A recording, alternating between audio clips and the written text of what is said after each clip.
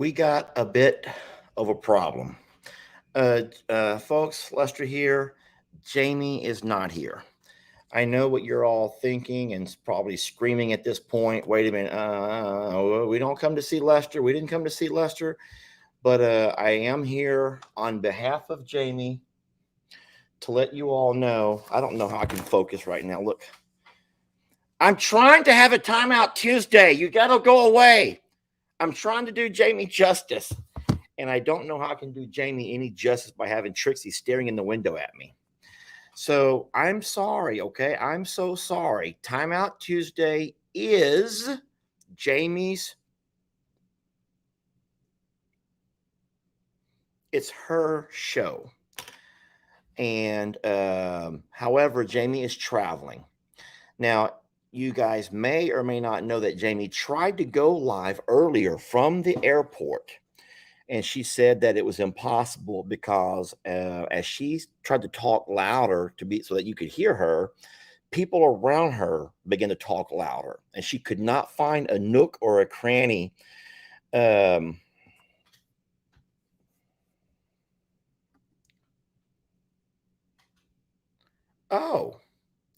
that's right. Anna Marie Piazza. That's an awesome last name. That's just a beautiful name altogether. Says, where's your drink?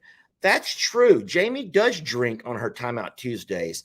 Everybody, I'm going to leave you for a couple of seconds, and I'm going to run grab my drink. Now, I do think I have something I can leave you with. Now, if you saw Lester's video yesterday, hold on, let me upload something that I can leave you with that will entertain you for a minute. All I need is a minute. This over here, I think, will entertain you. I'll be right back.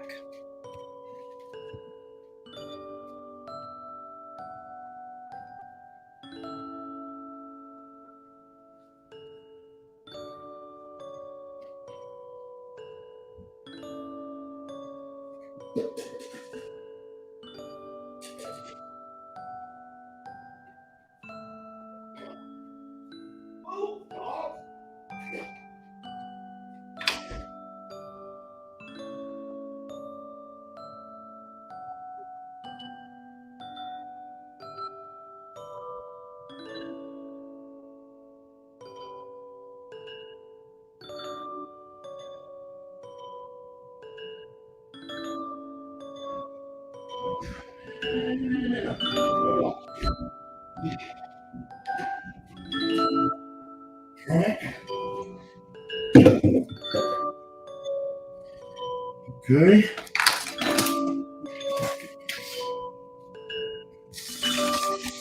Where are we at here? Okay, we're good.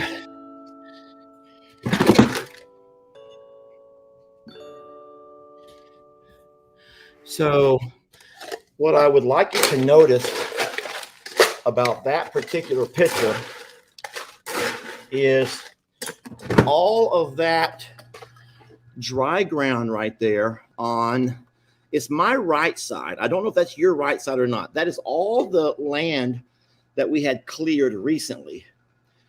And we're super excited because tomorrow they're going to start hydroseeding. That's right. So hydroseeding is a really neat process. So can I close that now?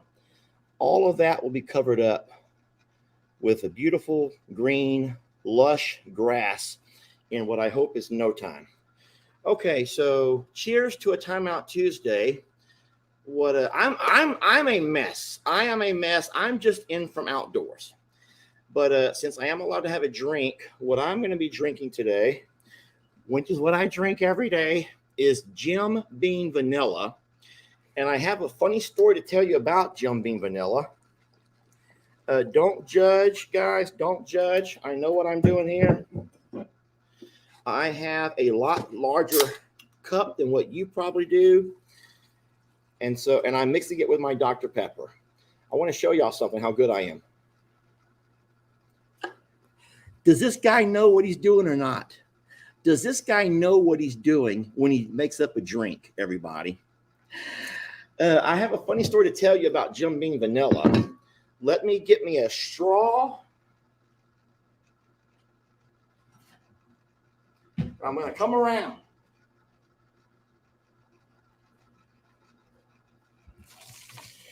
Okay. So, I'm trying to do Jamie justice, and I know there's no way I can do Jamie justice. One thing I did right was use a straw to stir, not my finger, because on a normal day, I ain't wasting time getting a straw. On a normal day, if you weren't watching, I am gonna just pour it right in there and take my finger and stir. Then I'm gonna take my finger and go in my mouth and lick it to make sure it tastes right. Hey, you want it ragtag, you get ragtag. Cheers, y'all, to a Timeout Tuesday. And this is good.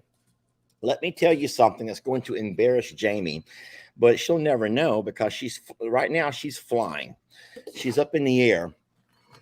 But I have never really been a drinker of anything other than, a Coors Light, a Bud Light, Miller Light, a beer. I drink light beers, I would say most of my life.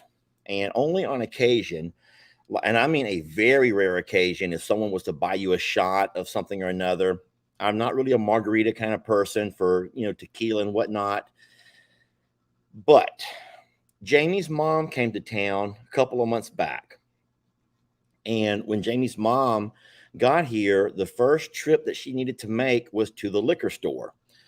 And that's fine. I mean, don't judge Jamie's mom because she enjoys having a drink in the evenings, because we all enjoy having a drink in the evening. I think most people enjoy having a way to kind of, put a little bit of an end, a relaxing end to your day. And I think that there's nothing wrong with that. That's my opinion, and you don't have to agree. But what Jamie's mom brought back was a bottle of this Jim Beam vanilla. I'd never heard of it. It's nothing I'd ever drank. And so she was mixing it up with Dr. Pepper. And she goes, Lester, here, come have a sip. And, it's kind of awkward that she wanted me to have a sip of her drink. But whatever, So I go by and I take her straw and she gives me a little sip of it. And it was actually really good. So I says, yeah, I guess I'll have one of those with you.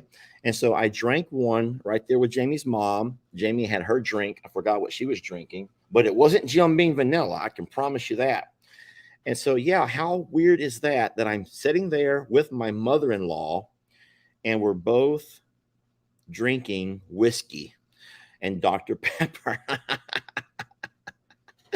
Yeah, see, that's something that not everybody says they've done. That's something not everyone says they've done. So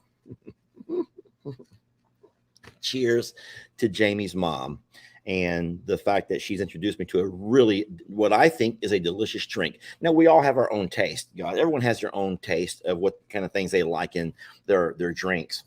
And that's fine. I'm not judging you. And I don't really think y'all should be judging me or Jamie's mom, especially. She's a sweet lady. Let me hide this comment. Anna Maria Piazza, thank you for reminding me that Jamie has made it to where you guys can drink on her live. No, anyway, I am here for Jamie. I'm not here for myself. I have my own days that I do lives and I talk about Lester kind of stuff. But Jamie tried to go live from the airport, was not able to. She is traveling. She did not want you all to be concerned and worried about her. I see a couple of people have jumped over from Facebook. I did go live on Facebook first from outdoors when I was trying to finish up my chores. And the Facebook people were privy to being able to watch me feed the big birds and the goats. And but I was having signal issues, and that's why I said I'm going to go ahead and come on inside and do the StreamYard so I could do it from the internet, do it the right way, and so we wouldn't have to deal with signal issues. I'm also able to put all of the pages together here, which is why you might be on Facebook, you might be on, well, no, actually everyone here is on YouTube. Everyone here is on YouTube, and but I did put my channel. I went ahead and just put my channel on there. Okay, I'm sorry. I just thought I would do that. But So where is Jamie traveling is the question. Guys, I'd rather not give that information out. I mean, I don't know if it's a secret. I don't know if Jamie will talk about it later, but normally what you do is when you travel, you don't always tell everybody where, because it would be embarrassing for Jamie, or it might even be scary for Jamie if she gets off the plane and there's someone there trying to, hi, Jamie, or whatever. You don't know. And so I would rather just not say, and then Jamie can talk about that when she gets back, or when she makes her next video, or when she goes on to her next live.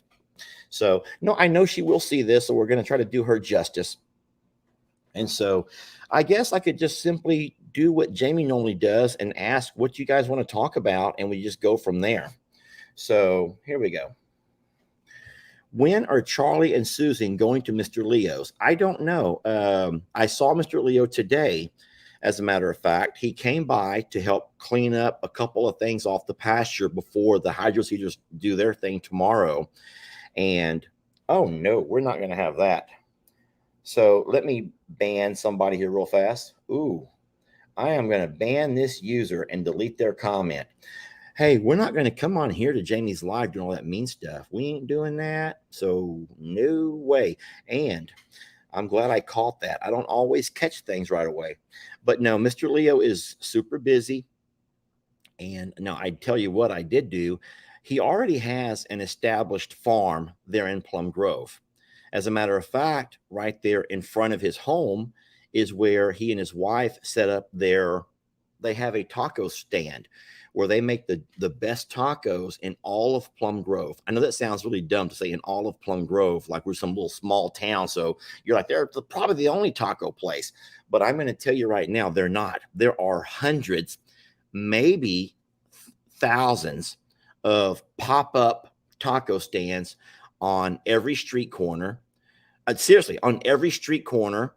And there are many places that have multiple taco stands that are parked side by side.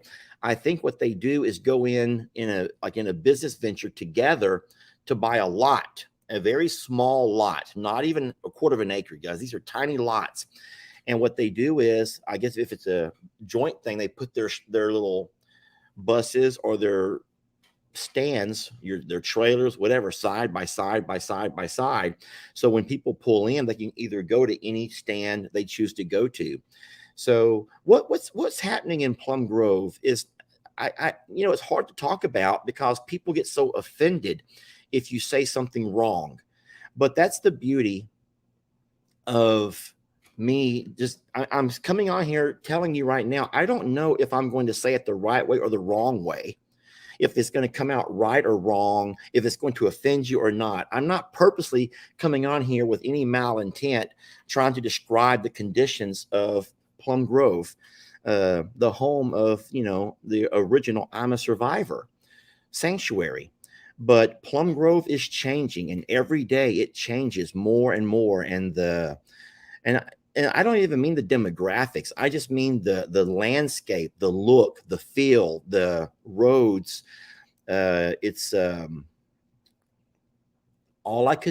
guess it's okay to describe Plum Grove as every border town along the southern border of the entire United States, because I've been to many border towns. I've traveled to Mexico many times. And in Texas, you just drive. You don't fly to Mexico, you drive.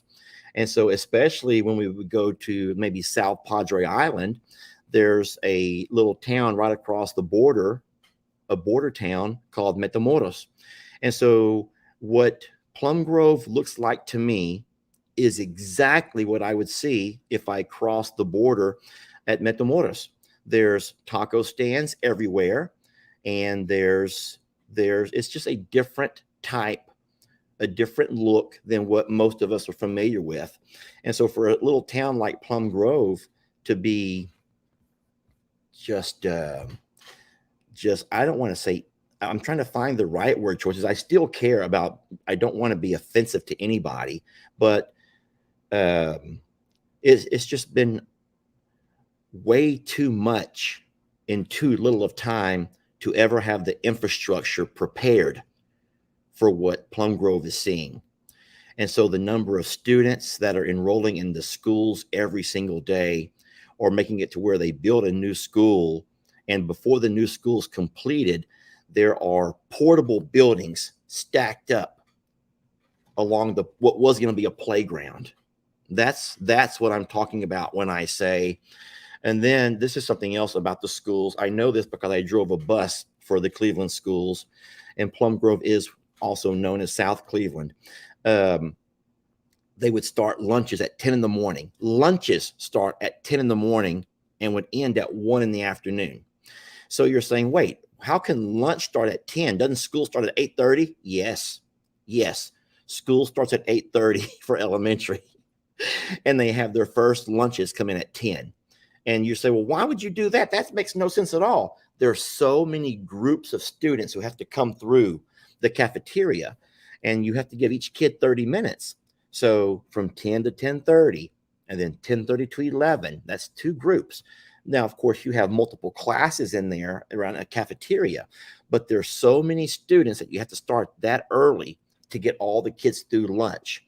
And then that doesn't even include all of the after school things and all the before school things. And um, anyway, I guess I've jumped off the question. The question says, when are we going to move the two big birds to Mr. Leo's house? And I was going to say that Mr. Leo has an established farm, but what he does not have at this point is an established pasture large enough to contain the ostriches, or with fences high enough. And so I'm not going to send my birds off where they could be where they could be a danger to anybody, or where they could be in danger. And the last thing that I would ever want is my birds to end up going over there to any place, any property, and getting out and something bad happening to them. And that is what I would foresee happening. So I've asked, well, I didn't ask. I've shown Mr. Leo all of my fences and the way that we constructed them and why we built them that way. He's also, don't forget, he was also at I'm a Survivor. So he saw, oh, someone says, Lester, take a drink. Okay. Does that mean so you can have a drink too? Do we drink together? Is there some kind of a rule?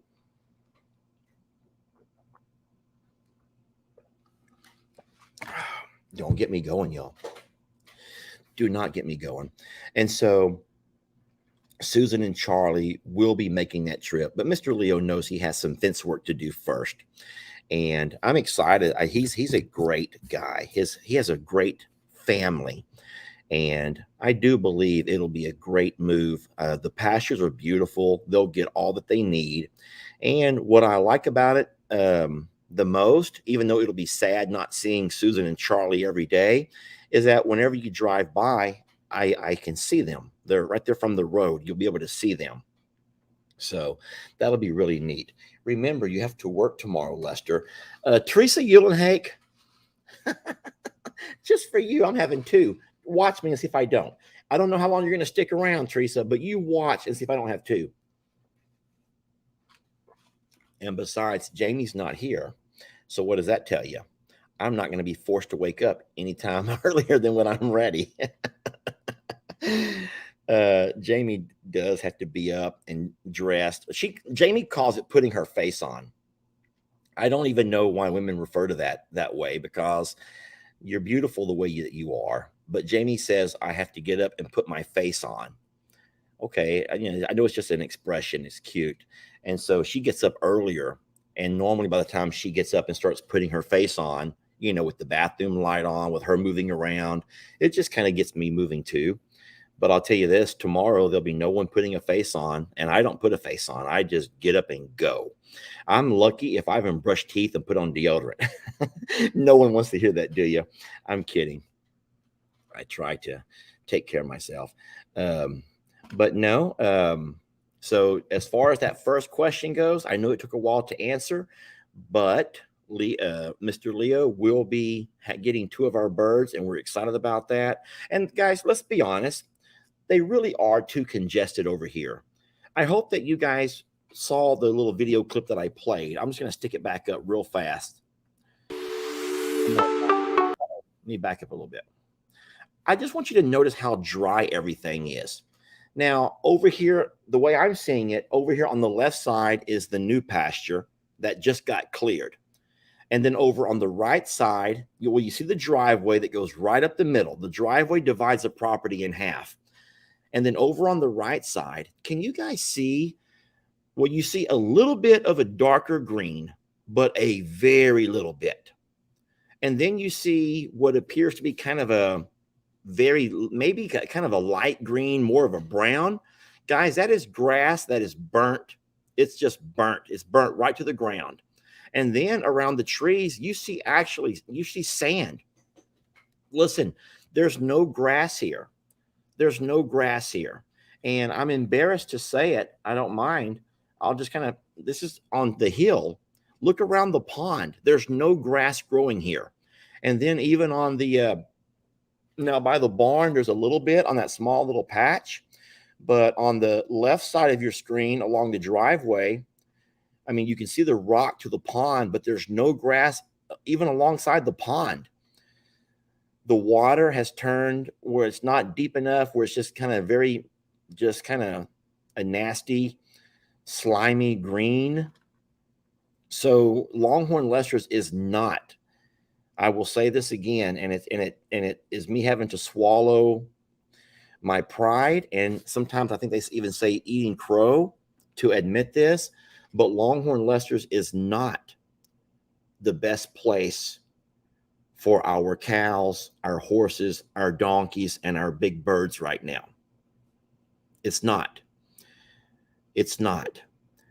And it's hard to admit that, because I always envisioned Longhorn Lester being just an amazing place for the animals. And when we made this purchase 2 years ago, we never thought we were going to have such drought-like conditions 2 summers in a row. And we're just not getting any moisture here. So we're trying to make efforts to, well, I've taken a couple of Longhorns. You guys know this, back to I'm a Survivor. And I tried to take a couple of mouths off the pasture. You already know that we lost Dixie. And so, I mean, in one way, that was one more mouth off of the pastures, one more mouth, one more belly to feed. We have 3 Longhorns here, which is Tex, Santiana, and Charlene. Charlene, I'm going to early wean her. You're going to hear it here first. I'm going to have to early wean her from Mama. I did the same thing last year with, well, it was Jolene and Santoro. I took them off Mama early. And sometimes, you can't predict what Mother Nature is going to do. But when we purchased the property, it was in the fall and the winter. And so we had no idea what summertime looked like.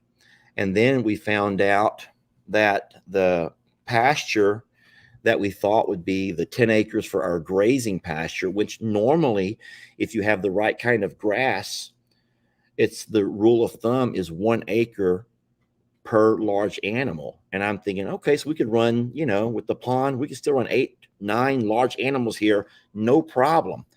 Plus we feed grains every day just because we enjoy the social event of it. And we don't mind throwing out some green hay, some alfalfa a few times a week. It's too rich to feed every day. So we like to spend time with our animals, and we like to do that during a social eating event. So we never thought our animals would struggle with their nutritional needs. And what we're seeing now is that we're having to really look hard and try to find options to continue what our dream was here at Longhorn Lester's. And obviously, step 1 was to get some of the animals back over to I'm a Survivor so that they could survive the summer. And then we had to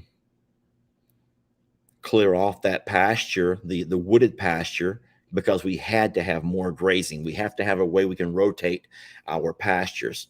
And if you don't know what that means, you need to give your pastures time to heal. And so what a lot of proper management of your farming, especially when you run cows and horses, and maybe even goats and sheep, I don't know about goats and sheep, is you need to rotate your pastures if you can. Rotate them and give them a 2-week period to heal. And then so every 2 weeks you shift. But right now we can't do that. We don't have an additional pasture. And so we really are working, guys. We're trying to do all of our research. We're taking things that we read from you, and we're taking things from other farm channels that have similar situations and channels that we trust, not just the fly by night channels, but don't get me on that rant.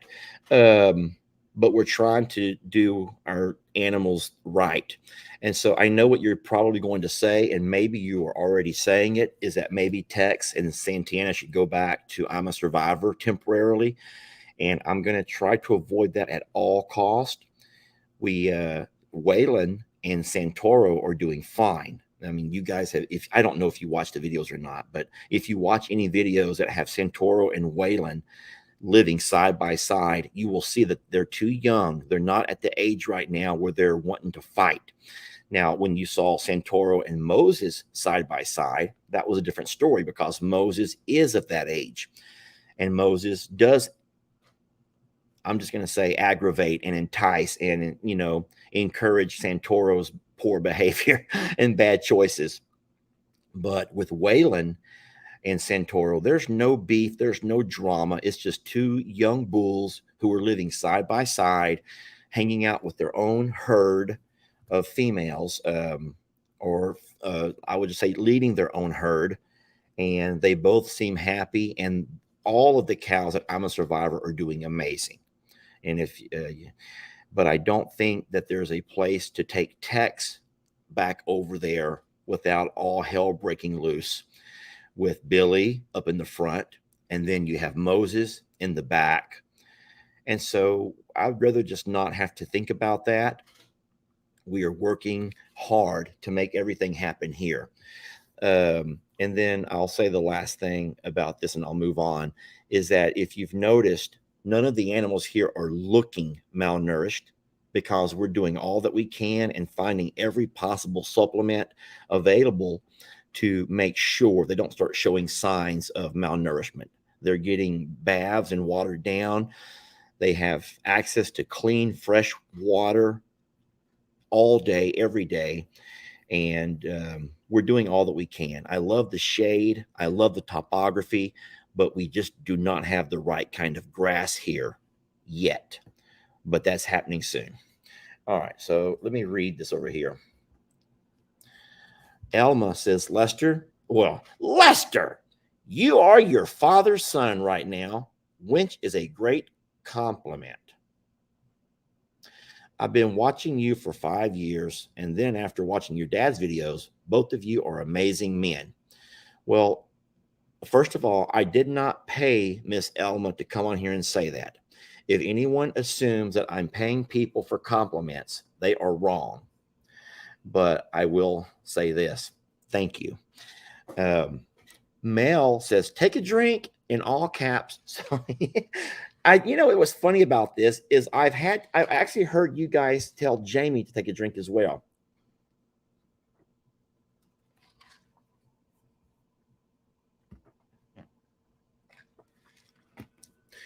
So this is interesting.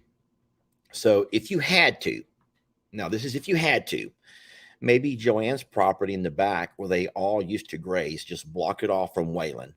So I do understand that. And that's actually a really good idea. The problem right now is that Joanne is allowing her granddaughter and her granddaughter's husband and kid that they live in the big house in Joanne's old house. And they actually utilize the woods quite a bit, even for shooting. They like to go down and shoot. They have get-togethers because they're a younger couple, and so they have get-togethers with a lot of younger couples, and there's a lot of shooting going on. And that is a whole lot of the reason that I was able to purchase the property, because it was kind of a necessity. It helped out Aunt Joanne, and I needed a place to make sure that I could put my animals so they wouldn't have to be, exposed to something that could actually potentially get them, hurt. But I mean, I get it if you had to. Yes, I agree if I had to. And that's already fenced. It would just be a matter of tightening up the fence and running a little additional fencing, to make a DMZ between Moses and my dad's pastures. But I'm just going to see if we can hold out for a little bit longer. Now, I will tell you one neat thing. That was, thank you, Never Too Late One, which is also AKA Ann, sent that comment. I will say one more thing about it for everybody who's concerned about the animals here. We are going to have that pasture hydroseeded. Now, there's different kinds of way you can seed a pasture. I do have a seed spreader, and I think that most of you guys know that we've done that several times with fertilizers and to spread seed at both properties, especially in the fall to get our winter grass growing. But I know that type of process is difficult because that seed, Bahia grass seed, which is the kind of grass you need here, it does blow in the wind. So depending on how long until it begins to germinate, a lot of it could blow away because it's pretty windy on them hills. It could also wash away. If you had a heavy rain and you're already on a hill, a slope, that seed will simply wash right on down to the creek with the first rain. And that really worried me to spend money on seeding, and it may not ever catch and germinate and be able to sprout up. So going a more expensive route, which is hydroseeding, is what you see them doing on the side of the highway, where they go by and they spray the sides of where they're doing construction. It's like almost an overnight type of germination. So the grass can pop up and kind of help control erosion. And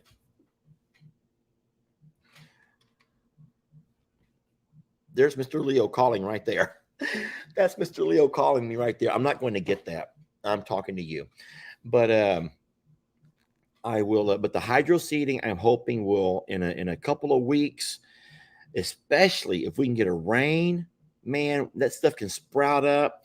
And so the fellow who's going to hydroseed did a lot of research on the type of seed he's going to plant, and he thinks that possibly within a month or two we might be able to have animals grazing it. So we're hoping that by the end of guys, I'm so sorry. Now it's bueno. Hello, Mr. Lester. Monday. ¿Cómo está? Estoy en un live ahora mismo. Oh, I'm sorry.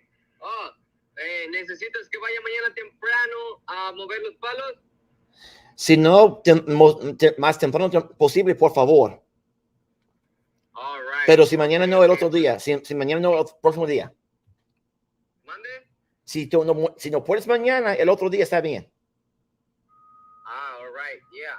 Por eso hablaba, porque mañana tenía un poco de trabajo, pero si urgía, si era urgente, mañana podría ir. Ok, buddy, está bien. Gracias, amigo.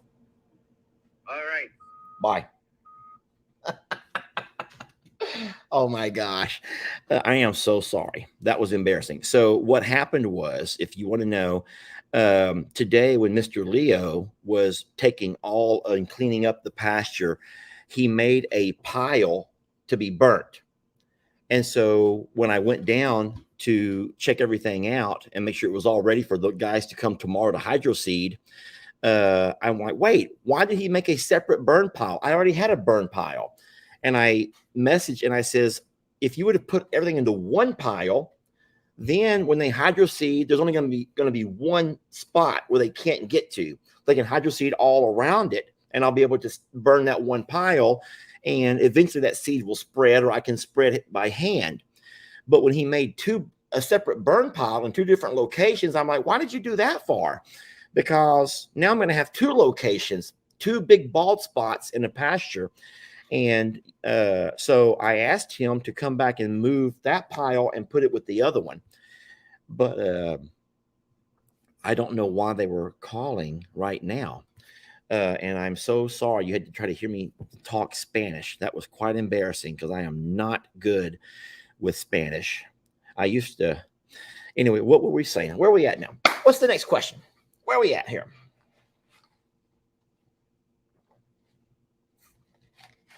Oh, a lot of folks were saying that they actually were impressed with my Spanish.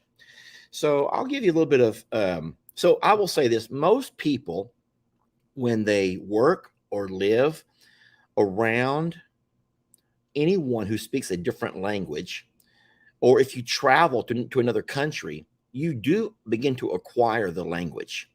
And so many folks who were, if you were a military family and you lived in Germany or you lived in some other country, I just say Germany because I know there's a large military base in Germany, you do begin to acquire words and then phrases.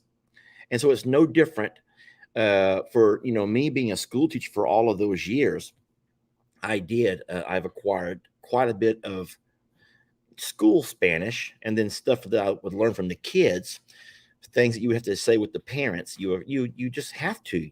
There's no way around it. You have so many students who are Spanish speaking, and you have parents who are Spanish speaking, and so you just begin to acquire the language. It's, of course, you are offered the language through school, and so you can take Spanish in school.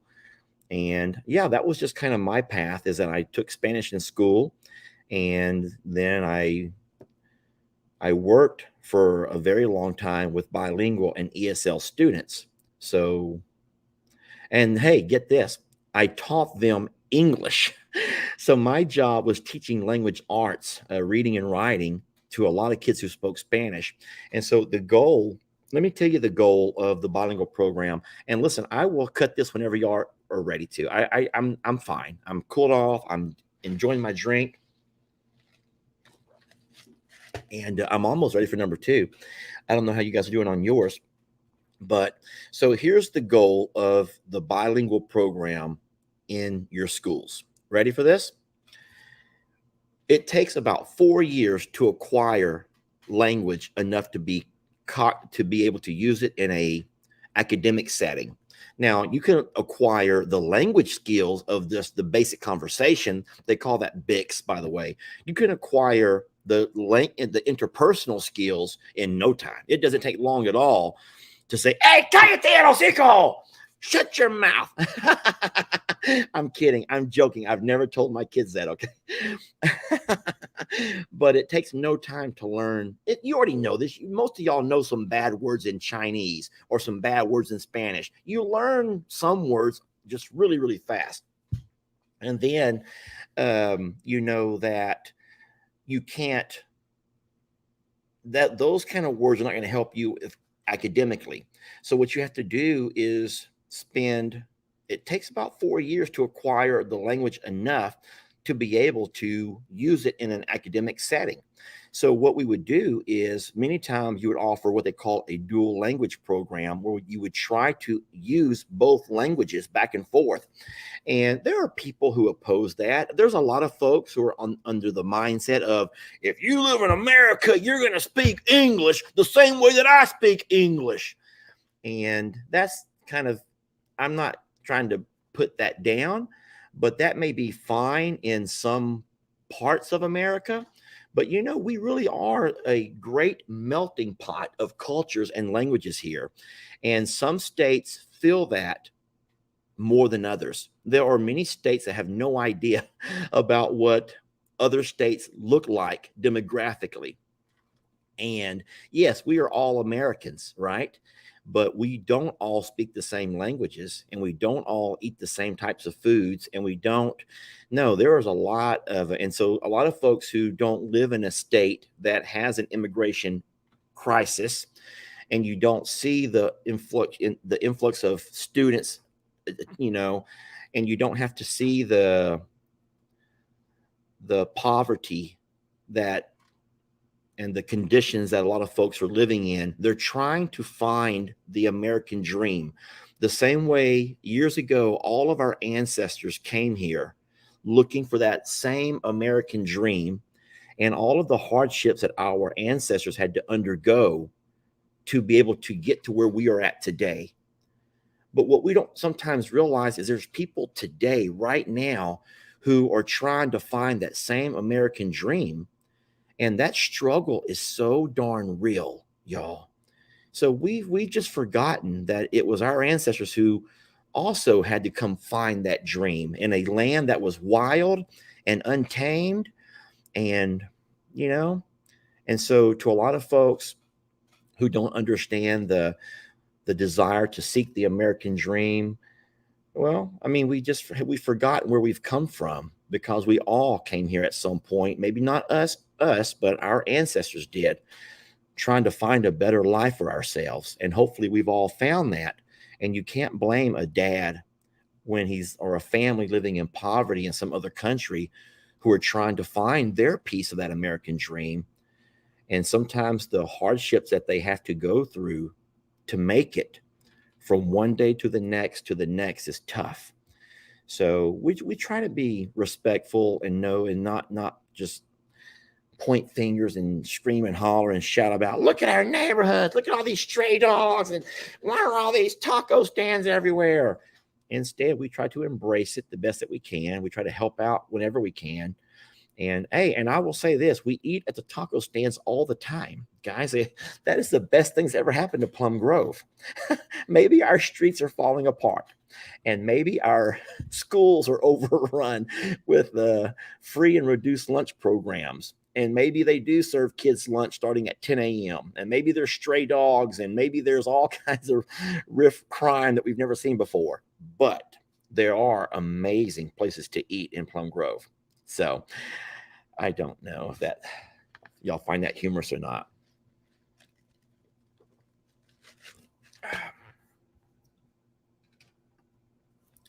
Sally says, it's mostly young men coming here. I don't really think that's true, Miss Sally. I don't know exactly. I've never looked at the numbers, but I probably watch the same or similar news programs that you do. And whenever you see all of those folks who are crossing over the rivers and trying to find their way into the country, if that's what you're referring to, I would say there's quite a few women and even children in those groups. And that's sad to me. That's very sad to me.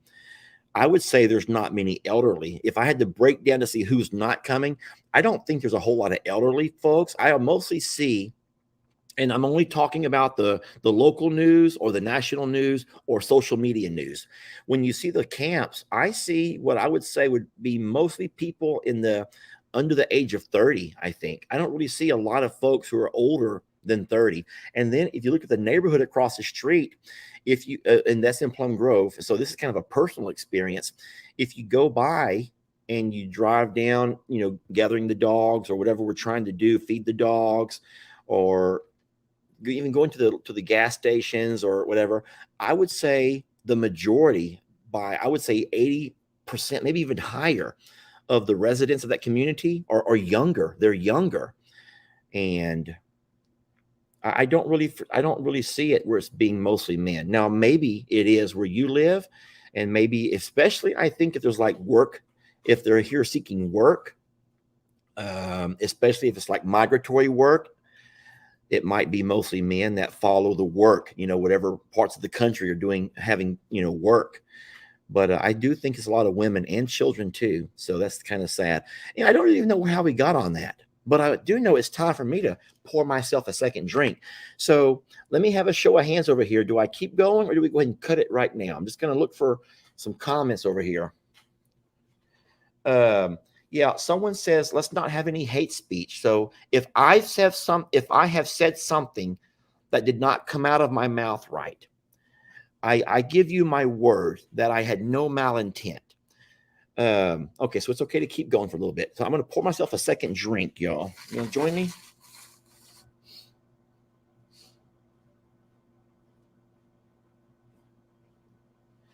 So this is our cool ice maker. And we talked about this last time, how it makes the good ice. It's the soft ice that we really like.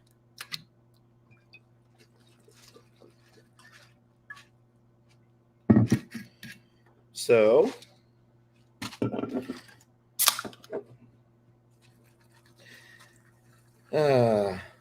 stop it with the hate speech lecture. All right, so let me know who's being mean, and we'll just ask that person kindly to not be mean, because we're not trying to be mean. I'm trying to find someone says, Lester, you said nothing wrong. It's people in the comments who are being mean. So I don't know exactly who said what. I can't read every comment.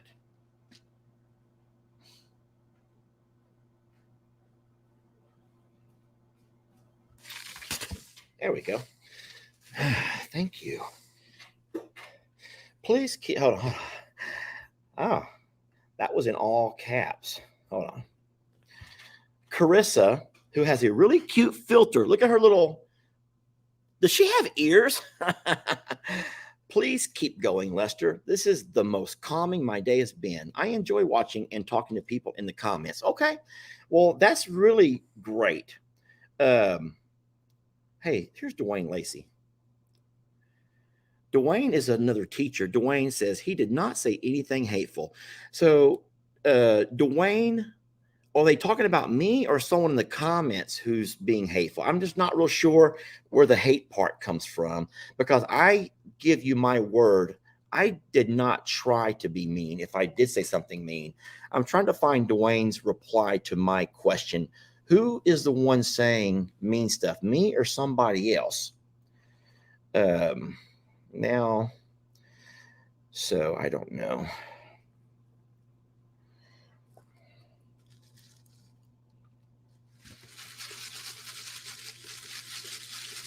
Oh, okay. So everyone else is answering. So there's someone in the comments who's being mean. So Dwayne is also a school teacher from the Houston area. We never worked together, but Dwayne and I have been Facebook friends for a very long time. And it's sometimes when you work together in the same profession, let's just say in the same profession, you do end up finding commonalities. And so we ran across each other. And I know that Dwayne is a whole lot like me as far as his trying to establish and build relationships with his students. And so I learned to love the things that Dwayne would post on his Facebook, especially keeping up with his students long after they left his classes. So Dwayne says hi to everybody. Dwayne, look at you. Yeah, if y'all ever want to see a very positive and uplifting experience, go by and visit Dwayne's page, his Facebook page. He doesn't make videos, but I told him he should. He should make videos of his teaching experiences. I'll tell you this: if I was still in the classroom, I would. Ooh, I just saw something freeze and then go. Oh, this is a great question. Hold on. Oh, it went so fast. Here we go. John. Hey, John. I'm so happy that you asked this question. Can you add sprinkler systems to your pastures there? So, listen, this is something that I talked about on the Facebook channel a little bit earlier. And, guys, this is going to be the craziest thing you've ever heard. Are you ready to hear this? Okay. We are not allowed to use the river. We have the Trinity River right here. You cannot irrigate from the river to your pastures. That's against the law. Okay. And I get it. I get it. Because what if every cattleman who wanted to make sure his pastures were nice and green begin to run irrigation pipes all over the place? And so there's all this irrigation going all over the place. And then imagine how depleted our water source would be. That Trinity River would just have, it would be nothing. So they don't allow you to do that. You can't do that. You cannot run irrigation from the river to your pastures. But get this, you can fill your pond from the river. And you can irrigate your pastures from your pond. So let me draw. I need a pen. Give me a moment.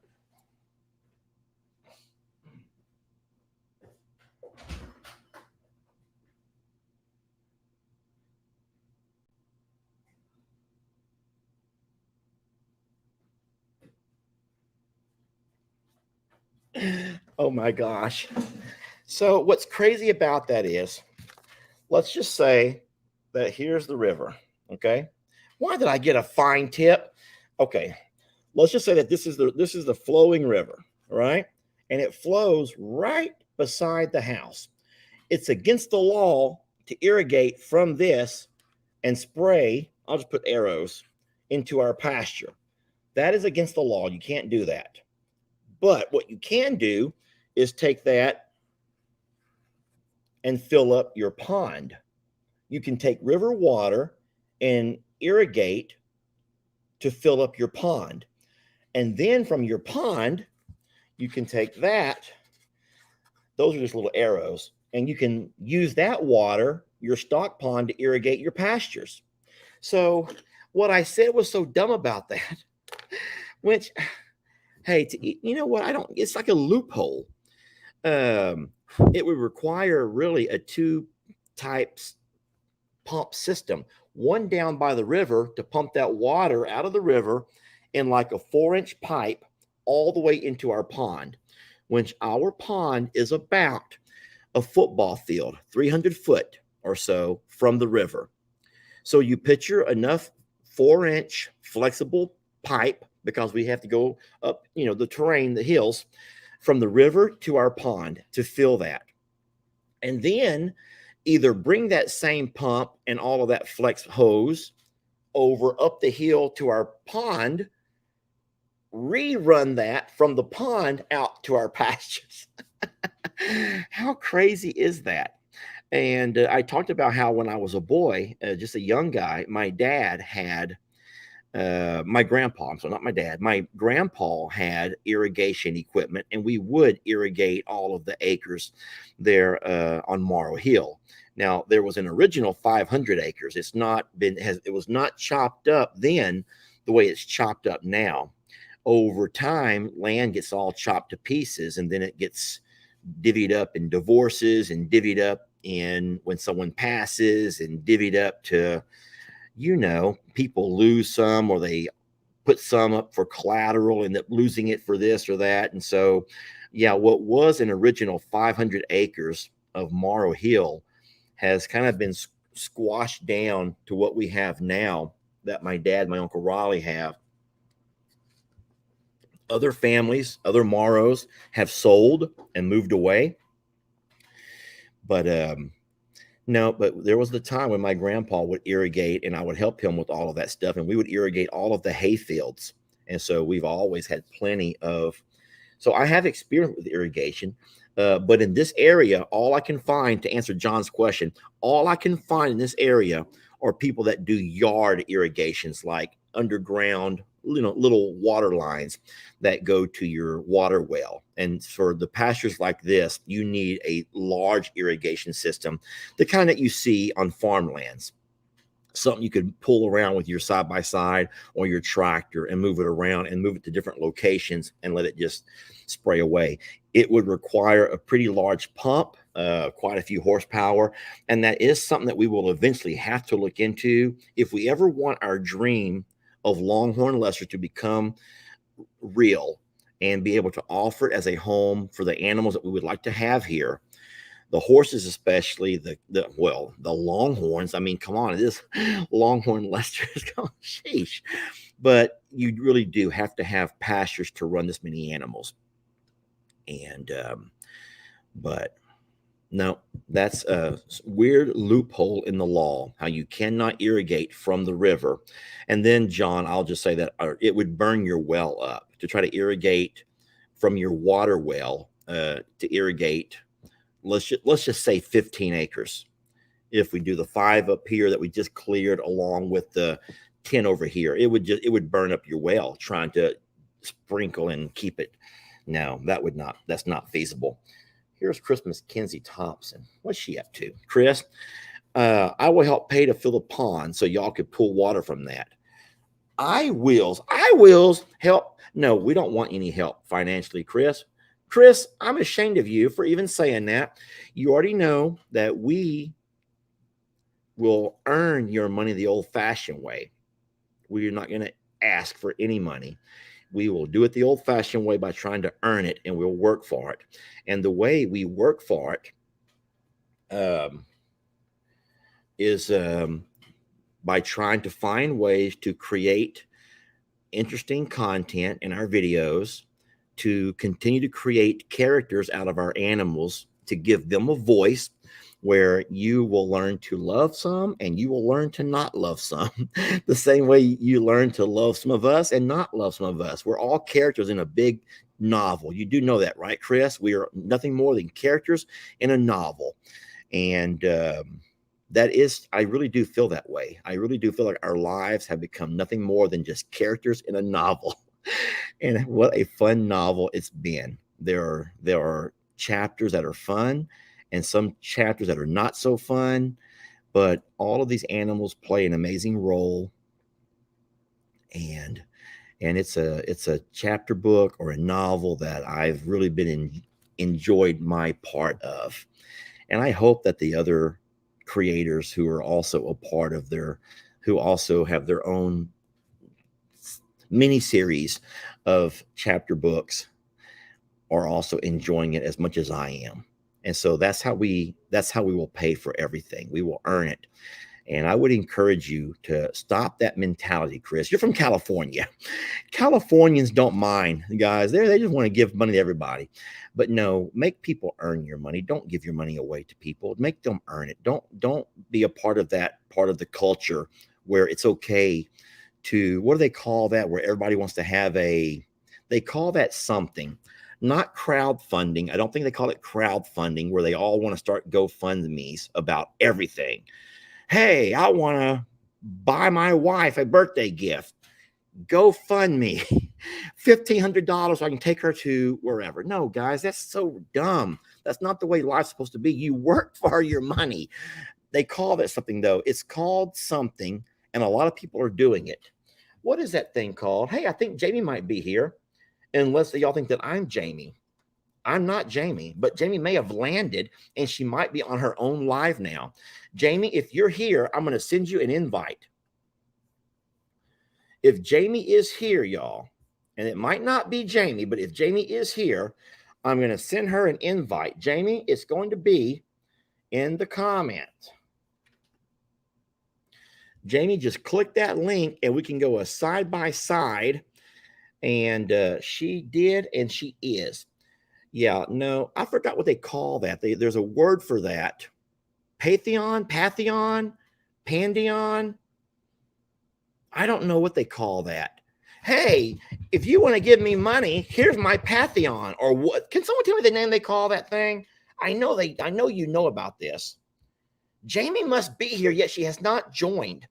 She's probably embarrassed. Someone says it's called begging. Patreon. Guys, it's called Patreon. And why the hell would you do that?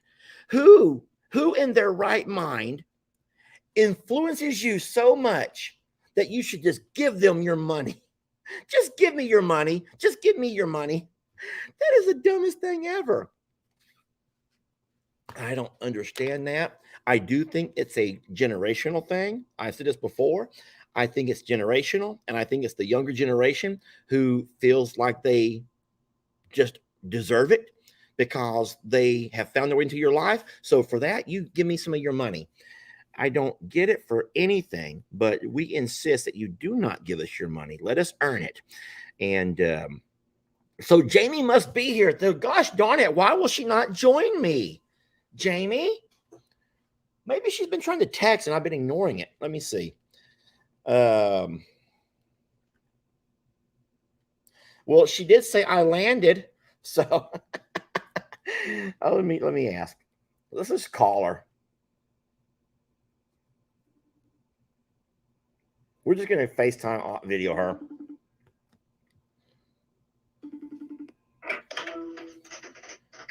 Hey, babe. You're on your live. That's really funny. I'm walking outside of the airport right now, like I'm trying to leave. Why don't you join the live? Why don't I go live? Because I have to get in an Uber. Huh? I have to get inside an Uber. Okay. Well, I'm happy that you're safe. Well, thanks for going live and rambling it. I gotta go find my car. Who says I've been rambling it? I think you've been live for 2 hours. I can't read what that says, but I don't think it says 2 hours. Oh my God. Anyway, I am so sorry. I hope I'm doing you justice. I hope I'm doing you well. And we love you, and we will see you whenever you get settled. All right, love you. All right, love you too. There she goes. There's Jamie. I told you. See? Cheers to Jamie. Yes, it's called Patreon. Let me ask a question, and we'll get off of that subject. We're just jumping subjects like crazy. If you, I'm not even going to ask. That's okay. It doesn't matter. I don't want to bash anybody. I'm not here to bash anybody. I get it.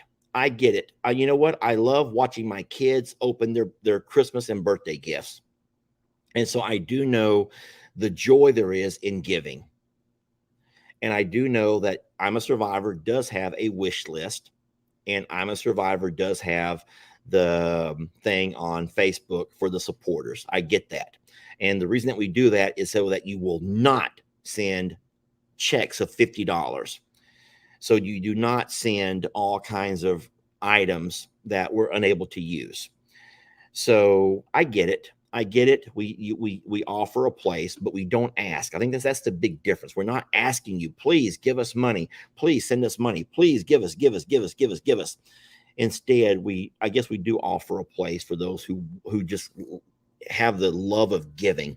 You know, my boss told me after Hurricane Harvey, I was at school and I had finally gone back to work. It had been probably a month after the hurricane flood.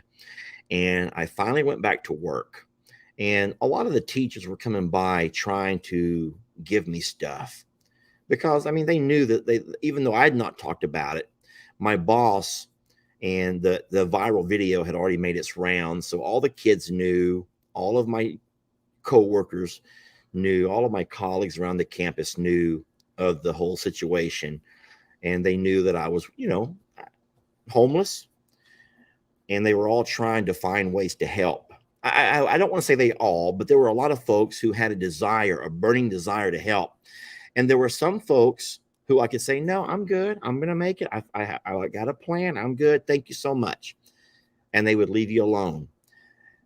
There were others who never said a word to you. They didn't say a word to you. It's like they actually talked to you more before you found yourself in a bad place. But once you're in a bad place, you are no longer part of their life because you have nothing to offer me. So why would I want to even talk to you? That was the most hurtful thing about the things I began to learn about people after Hurricane Harvey flooding. When you found yourself with nothing, how fast people begin to drop out of your life because all I can think of is because you had nothing to offer them. And then there were others, though, who were insistent. Man, they would not take no for an answer. They're going to help you. You're going to, don't you tell me no. And they just would not take no for an answer. And that was when I first learned a very valuable lesson that my boss set me down. And she told me, she says that God has placed on their heart a desire to help. And she goes, if you don't want their help, then you can take their blessing and you can pay it forward. But do not deny them the blessing of trying to help you. And so I guess I learned on that day that there are people in the world who just want to help no matter what. And even though they don't take no for an answer because they have this burning desire. And then, I also learned that if you don't need their blessing, then you take it and you pay it forward. You pay it forward. And then I also learned about the friends that I lost during the Hurricane Harvey flooding experience. And then it was also my boss, such a smart woman, such a lovely, smart lady. And she said, she knew that there was some stuff going on in my head, and she knew that there was some crumbling relationships and some stuff. And she said, and a lot of that is because there were some people that I had been friends with for, I'm going to just say 15 years. At that point, I had been friends, like close friends enough to where I had helped them, with projects around their homes where I knew their families, their children by name. I had attended special events in their children's lives. I had been a part of some of their weddings.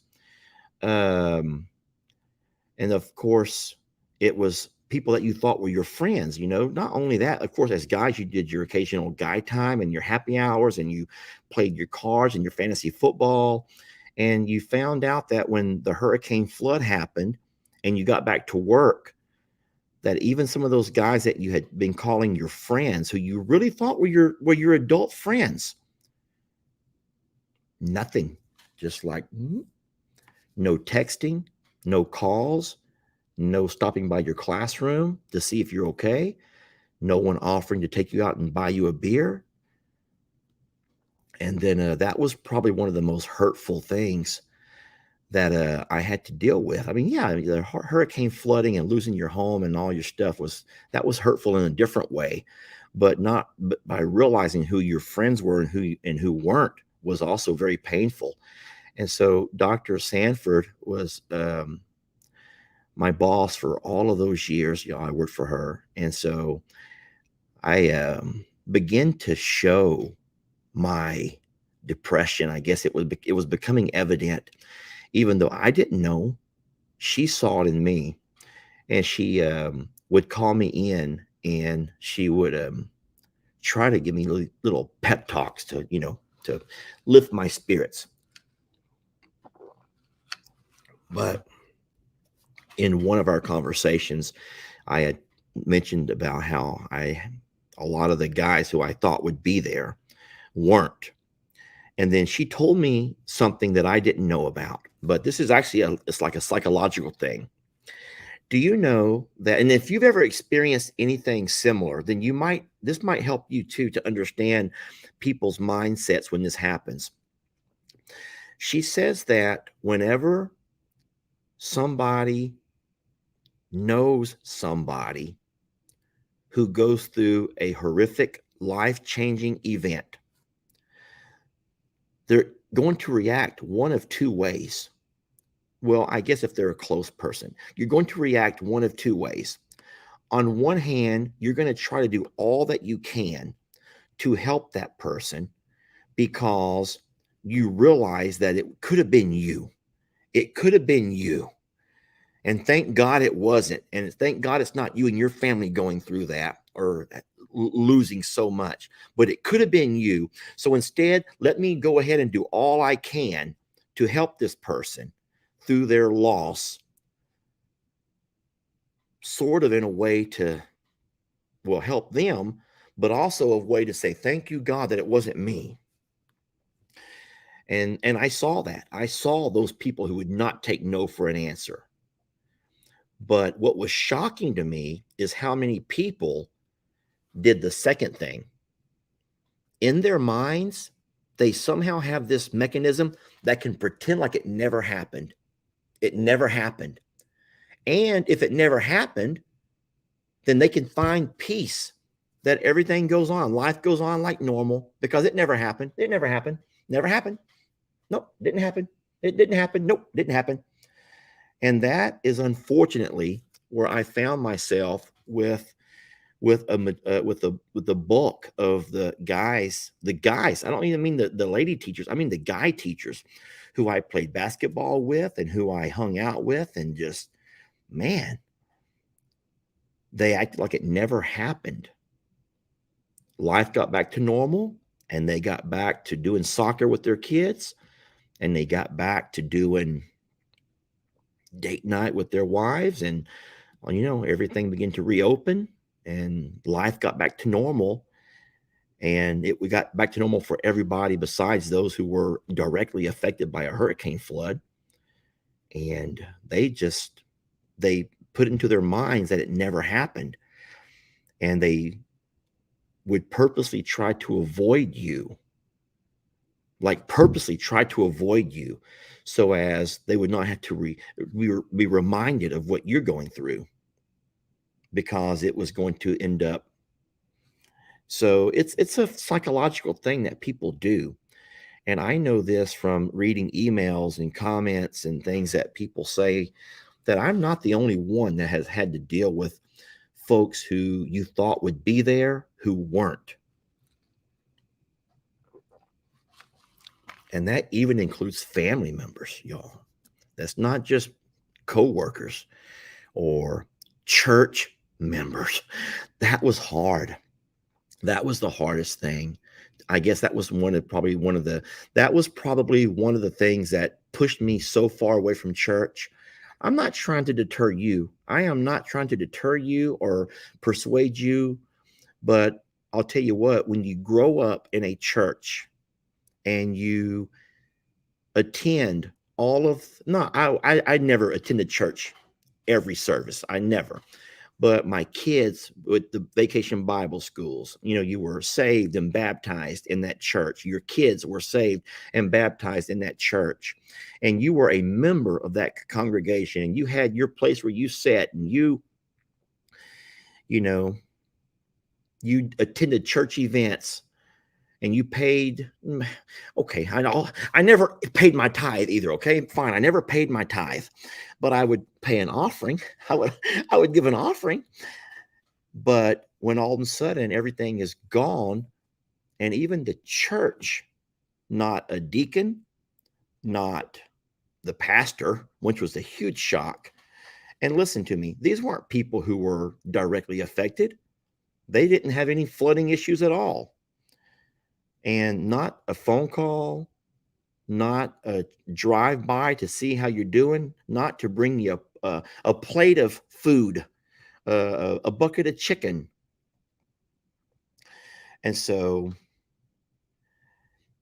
I haven't been to church since then. I haven't been to church since then, because I don't want, this is not a feel sorry for Lester kind of a moment. This is not Lester trying to feel sorry for Lester, but these were some eye-opening experiences. And I think they're things that kind of shaped who I am today. As far as it's hard to, I'm hard to trust. I'm hard to trust people. And I can't say that I really have any close friends, because I don't trust people to be true friends. I think that people size you up for what you can offer them. I do think that. I think people can size you up. They look at you and they size you up, wondering what can they get out of you? How much can they get? How can you help them along their way? And if you're not able to help them along their way, then you're not worth their time. I hope that you haven't had those experiences, and I hope that you never have those experiences.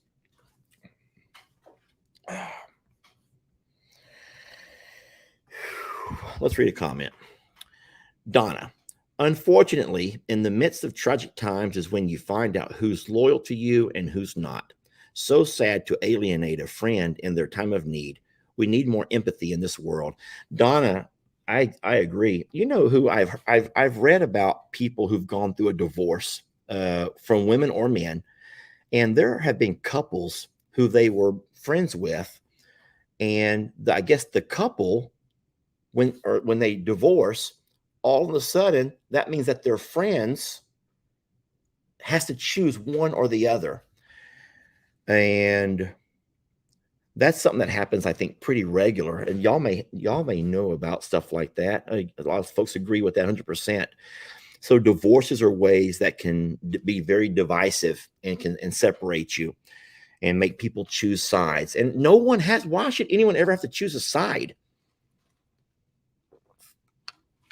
But I feel like if I start rambling on, and I might get myself in trouble,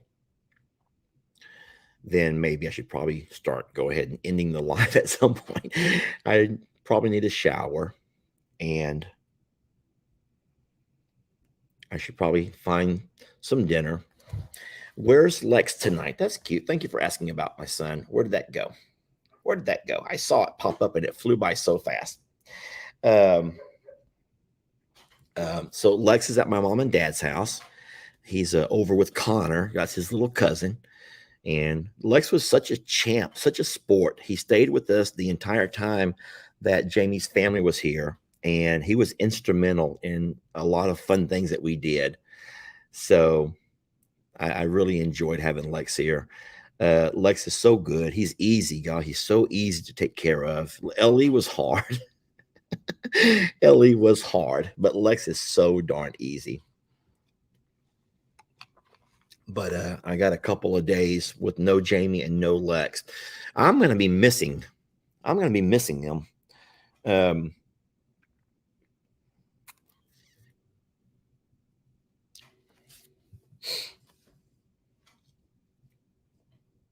Oh yeah. So Lex and his videos, I'll say one thing about Lex having some summertime is that he's learned a very valuable lesson. So, Lex started a YouTube channel, and he was hoping to kind of follow in his dad's and his big brother's footsteps, and start making some videos, start making a few dollars on social media. And I would say that the first month that Lex started making videos, Jamie and I both, Ellie, we all kind of sit down and taught him how to make a video. And we tried to remind him of the different things that people are going to want to watch and what kind of things people are not going to want to watch, and talked about how to make a video entertaining and all of the jargon that goes into being a video creator. And Lex had a very successful first month. Jamie and I both talked about his channel. I think that we probably promoted it by putting a link to it here and there. And Lex ended up, I think, making $136. I don't remember the exact amount. Jamie would remember, but I believe that Lex made $136 in the first. It takes about 2 months to get monetized. So that's really a combination of 2 months worth of video creation. But it also takes watch hours, and it takes a subscriber count. So you had to have at least 1,000 subscribers. I don't know. I think it's like 4,000 watch hours. And then after you reach both of those goals, then they will monetize your channel if you meet all of their community guidelines. And so Lex learned real fast that it seemed pretty easy, but that was because that Lester and Jamie were both trying to let you guys know that my little guy has his own channel. So, man, he was living large. Jamie went out and got him a little, I forgot what they called it. They call it something, GL. It's a little kid's debit card. And so Jamie could transfer money from PayPal, which is how Google pays you to add cents to PayPal. And so she would transfer the money that he earned from his videos to his little debit card. And so now he had $136. Guys, you don't put $136 in the hands of a 12-year-old. Don't do that, because what we told him is that, listen, you have $136. That's a lot of money for a little guy. But you don't get paid again for an entire month. You get paid once a month. And you have to make videos to earn money. But he forgot about all that. All he knew in his little one-track mind was he has $136 on his little debit card. So what does he do? That little guy goes to his Xbox. Man, I'm a bad dad. He goes to his Xbox, and he finds a way to enter his debit card into his Xbox account. And now he's buying games. He's buying characters for his little Fortnite game. He's buying things these are all virtual, nothing tactile. He has nothing, literally, he cannot have anything to show for his money except for a few digital created characters that are all virtual, that do nothing for him besides let him put on a different character face when he plays his game. And all of a sudden he's out of money. And he realized he was out of money. And of course, Lex is smart enough to know that he can only earn money by doing chores. So he starts asking to do chores. And so we're like, where's all your money at? Well, he spent it in just a matter of days. Excuse me. And so, and then not only that, but he wasn't making any videos. He was not making videos. He was making little shorts. A little short on YouTube doesn't make you any money. Shorts are shorts are a way to draw people to your page, but they're not going to earn you any money. And so, so when it come time for his next payday, which is the 20th of every month, by the way, for YouTube, Lex made $30. I think it was like $28. So he went from a kid who made 136 all the way down to $28. And he could not believe how he didn't make. And I says, Lex, you haven't made any videos. You spent the entire month not making any videos, and you spent all your money on those little dumb things. So he, man, whenever he got over here after the month with his mom, his summertime with his mom, he went on a video spree. He's making videos every single day. And I says, now you're going to burn yourself out. I says, I wouldn't do that. You don't need to make a video every single day. You make a video and play it, Saturday and Sunday, the weekends, or find you a schedule. Nope. He's going to make a video every single day.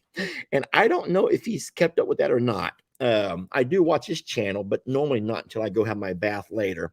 But he's made a dog parade. We did hide and seek with the drone. We've had a lot of fun. That kid and I, we've had a lot of fun.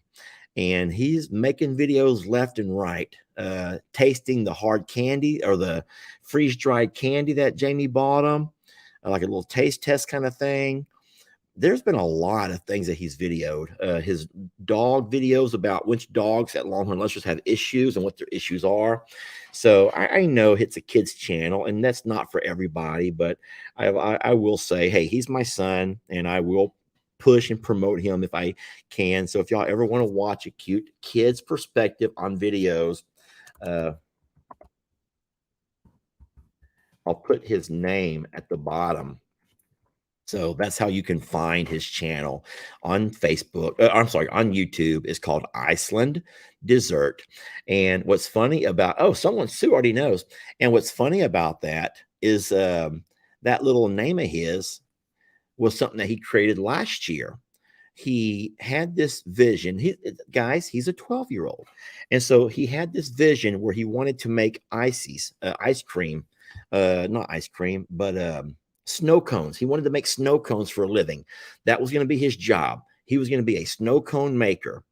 And he thought it would be cute if he called himself Iceland Desert, because it's like two words that are opposite, Iceland and desert.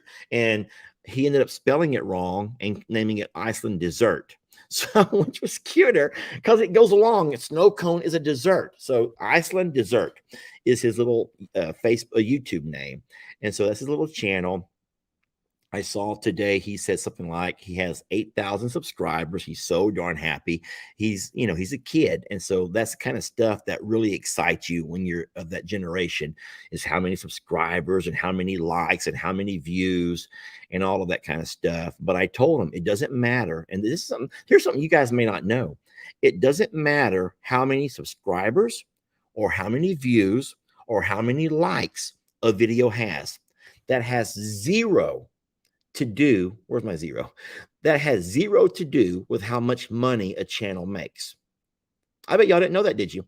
I bet you guys thought that you make money based on your likes, your views, and your subscribers, and that's not true. You have to have some of those things to be monetized to be able to earn money. But the way that you make money, oh boy, oh no, that's a problem. As I chug down two strawfuls, the way that you make money on YouTube is not from likes or views or subscribers. It's from people watching your videos. Here's the key word: past the ad. So you don't have to watch the ad. You can skip it when it says skip ad. But if you watch it past the ad, that's when you start making money. Advertisers will pay to put an ad on a video, and then what you hope that your the folks who see your videos will do is watch your video past the ad, and you only get credit if they watch it past the ad. That is the key word right there, past the ad. Because if you're like me, this is the way I am when I watch a video. I watch videos too all the time.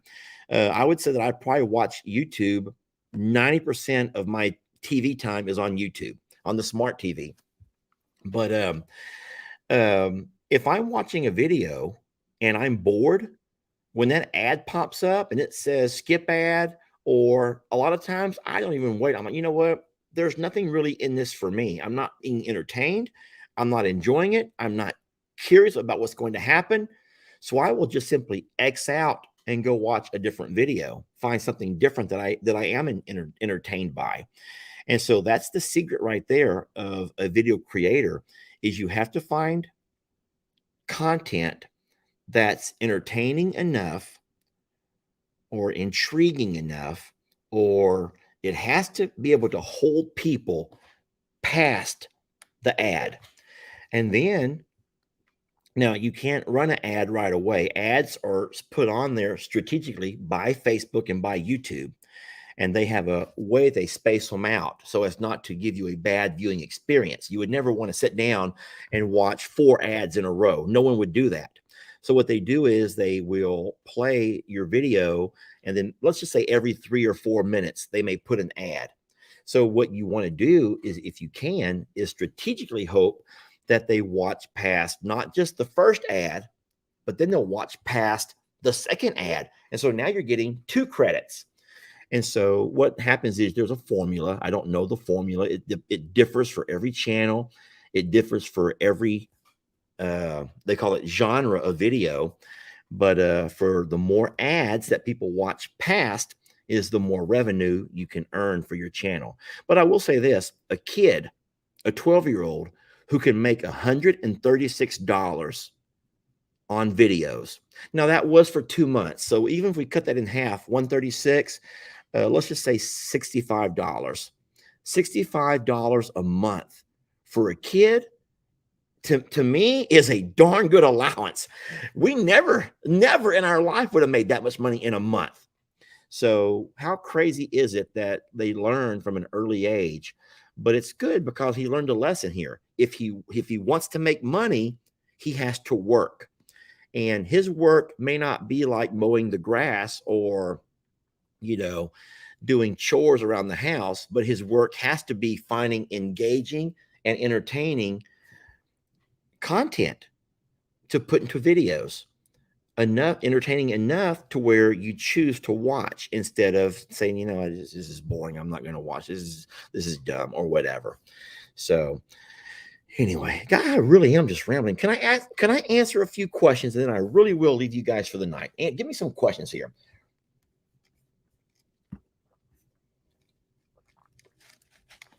Jennifer, the answer is yes. Do you still get paid if you skip the ad when it comes to that point? Absolutely. As long as you keep watching the video, you can skip the ad.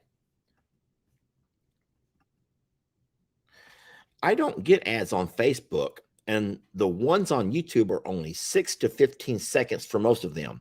I have no problem watching past the ad. Well, thank you, Rosemary. That's what we love to hear. And I don't know why Facebook doesn't give you ads. Maybe I think that if you do YouTube Prime, they don't put ads on your videos. So YouTube Prime, I don't think will play ads on your videos, but I don't know exactly why you wouldn't see ads ever on Facebook. I don't know. Here we go. It's harder than most think to do these videos. I've been trying for a few months now. I find it hard to be myself because I'm worried about the critics. How do you get past that anxiety? That is a wonderful, I love this. Can we spend a little bit of time on this question right over here? So after Hurricane Harvey, man, I had never had so many critics as I did of that very first video of the homecoming after the flood. And I would say that I'm going to just say 50% of the comments were things like coward, you piece of SO, POS, piece of, for leaving those animals, just putting you down for not finding a way to save the ones that you lost. And so it was neat seeing your video be shared. And now at that point, there was no money. At that point, there was no money for videos because you weren't a part of the YouTube monetization program. It was just a video that you put out. And so it wasn't about anything to do with money. It was just the first video that I ever made on my YouTube channel that what they call went viral, where it was seen by millions of people.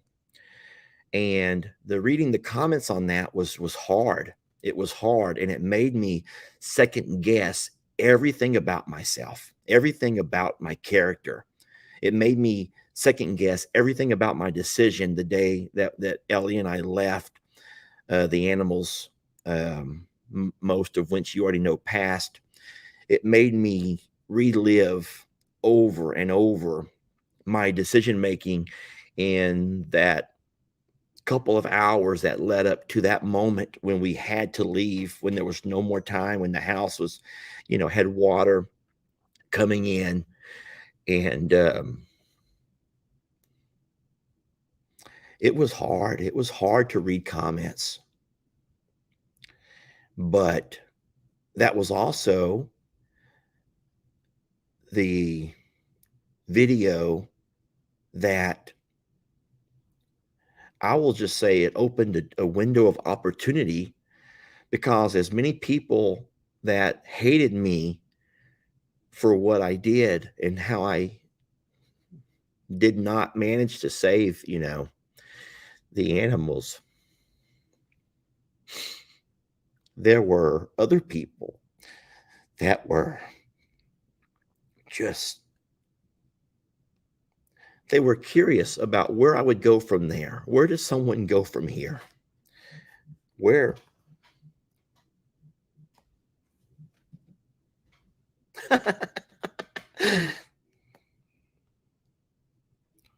I'm still alive.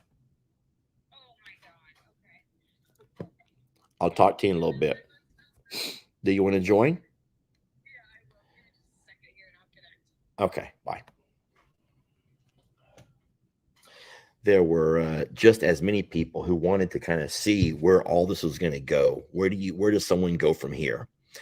And then it was the fact that, of course, that video was on YouTube and Facebook. And then it was a person who reached out who wanted to buy my video. And at that point, I just made videos because that's what I did just for my kids and for my school. I was a video guy. And so he wanted to buy my video. And so I said, yeah, I need the money, man. I could use that money. My home was gone. And all of my clothes, my work clothes, and just everything was gone. And I needed the money bad. So what would you give me? And he offered me $2,000 in royalties. So if y'all don't know how that works, is $2,000 was upfront. It was just a check for $2,000. And that right there in itself was just, such a blessing. But then the royalties was a 70-30 split. So for every, I guess he did the same thing that we're doing now. He monetized the video. And so I would get 70% of that and he would get 30%. So let's just say a simple number of $100. Let's say the video made $100. I would get $70 and he would get 30. So he gave me the 2,000 and then he gave me a 70-30 split of the revenue that my video could create. And so what this company did, it was a company, and they were out of the UK. They're called Storyful. Storyful is the name of the viral video company. And so Storyful began to promote and push this video all over the place. Friends, this video went it went worldwide. It was shown in so many different languages and all over the world. And the money for each month began to come in, and it was just an ungodly number, an amount of money, more money than what I'd ever seen in my lifetime, more money than I ever thought I would ever make. And it was sad because there were so many people who were equally devastated as I was, all around me, all the way up and down the road, the students that I taught. And it felt so weird that here I am and I'm benefiting from the sale of a video, which any person could have had that exact same video, because every single one of the tens of thousands of people who had to go home that day for their first day going home would have seen very similar things. But I was the guy that recorded it. And whereas most people never did, I recorded my experience, never knowing anything about viral stuff. That wasn't a thing in that time. And for that video to go like it did, and it was able to build the barn dominium, it made enough money to it was a 1-year contract. So for 1 year, that was the deal. And so I would say in that 1 year, that one video opened up so many windows and of opportunity for me. It helped rebuild my parents' home. It did. We took that money, y'all, and we made it. It was a family. It was there's not a Morrow Hill person who did not get their piece of that pie. And that's just what we did. Everybody benefited from the sale of that video because we were all equally affected. You know, Uncle Dan lost his home. Tina lost her home. I lost my home. Mom and Dad's home is a log structure. It was not on stilts or on blocks. I'm sorry, not stilts. It was on. It's a concrete structure, as where where all of our homes were on cinder blocks, and the force of the water is what really did the most to tear up and destroy. But Mom and Dad's home held strong. And so they had to do some deep cleaning and some power spraying, bleaching, and all of that. But they were able to hold on to their home. And all of us, Jake and all of us, we lost our homes and had to kind of start over. And everyone had a different way of starting over financially. Some had good credit; they could go off and, per Tina and Rob. That's my sister Tina. She and Rob went and bought them a place out of Plum Grove. Daniel got him a mobile home, a double wide mobile home. And then I did the barn dominium. And so we all found a way. Jake got his little small house. And we all found a way to rebuild. My sister Kim, Tony, her son, was able to get him a little mobile home. And so we all found a way to make it. But man, that was crazy. And then so what that did for me is it allowed me to do the experience with Bear Grylls. I don't know if you guys even know about that, but I got to spend 3 days with Bear Grylls. We did an adventure up in the mountains in Northern California. What were those mountains called? Beautiful, beautiful, beautiful mountains in Northern California. And I went with Bear Grylls and we did. Chris, I bet you know the name of those mountains. I know Jamie will. She's going to join here pretty soon. Let me send her the link. Mammoth Lake. It was called Mammoth Lake. Now I remember. It's called Mammoth Lake. I got to go up to a place called Mammoth Lake. Hold on.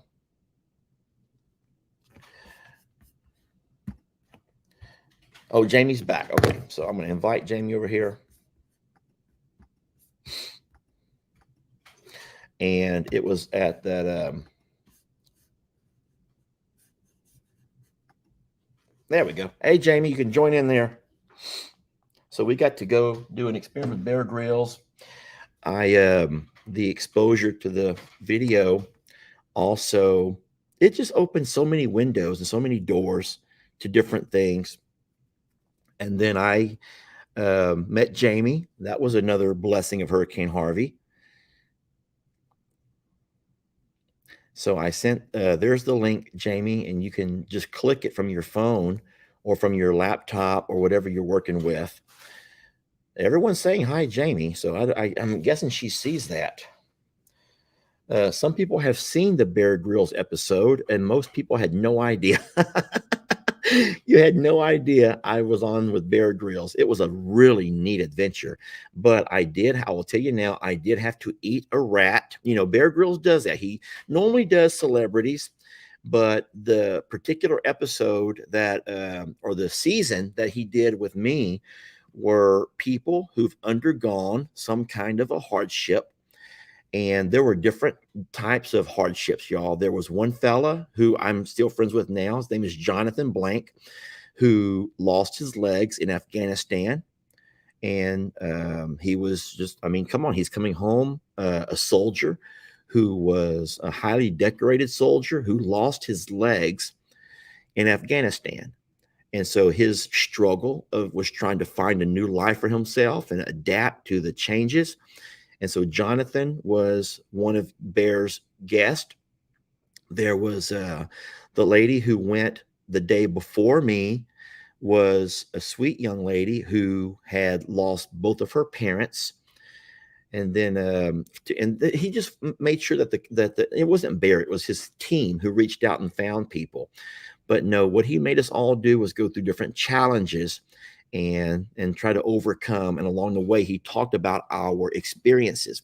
It's a beautiful episode. And then if you don't know, you can go to Facebook Watch or Facebook, and you can probably find it on there. Jamie has just clicked in, y'all. So we're going to click on over, and my part of the show is about over. Hello. Hi, babe. Hi, y'all. All right, so I kept them on for an hour and 41 minutes. I'm not sure if that's what that says or not. So we're an hour and 40.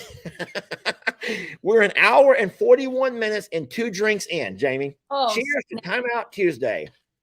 Here's my Timeout Tuesday. This is what they gave me. So cheers. Cheers. I got some snacks. So we had a whole snack pack came with my check-in. Apparently, I have something called Wise golden potato chips, mini Chips Ahoy, and some fruit snacks. Wow. What was funny is I asked, I was like, what's still open? Because I didn't eat other than my Starbucks drink. And they're like, and they literally handed over this bag. I'm like, okay, dinner it is. It's going to be fine. Totally fine. Well, that's good. What I'm trying to do is put you into a larger screen. I'm using my phone and I'm up and down. So okay. This is a gem. The security things are so strict on my work computer that it won't even let me connect to the Wi-Fi here. I have to call IT to allow them to use Wi-Fi that's not my home or work. So failed, which means I can't do any work either. So then I was connecting my phone, and it's fun, super fun. Travel is fun. Someone said you should order a burger. I'm actually just tired. Honestly, oh boy, drink 3 coming in hot. I'm going to go half a drink this time. Oh, that's good. What was Keep going. This is your live, babe. This is your live. It's all you. On the side, telling me what you were saying on both lives was really. Wait, what am I saying? Yeah, they're like, Lester blames your mom for his vanilla Jim Beam and Dr. That's true. That's true. You admit it. I'm going to go get Dr. Pepper. You go ahead and talk about that. And I thought it was funny because you can't blame my mom. What happened was Lester's favorite flavor of anything in life is vanilla. Vanilla milkshake, vanilla Oreos. He likes vanilla wafers, like vanilla creamer. He is Mr. Vanilla. So my mom drinks Jim Beam vanilla with Coke Coke. And whenever she came to visit, it's her vacation. She was like, hey, let's stop at the liquor store and grab this. So she did, and it was left over. She told Lester to try it, and he would have never tried it had it not said vanilla on the label. So he tried it and fell in love with it. Let me just tell you, Lester drank Malibu rum before this. He is not a whiskey guy. Even even whenever he ran out of vanilla Jim Beam, that first bottle, the next thing that was there was a bottle of whiskey that was left over from my work party. And he tried that. He goes, "Oh, this is disgusting. What is this?" He's like, "I'm just a vanilla guy. I only can drink vanilla." So he's now hooked because he puts it with Dr. Pepper. And whenever we have a Texas cocktail, Lester's drinking vanilla Jim Beam. Which is funny because when he's on his second one, it changes from Jim Beam to Jim Bean with an N, and I start to giggle a little.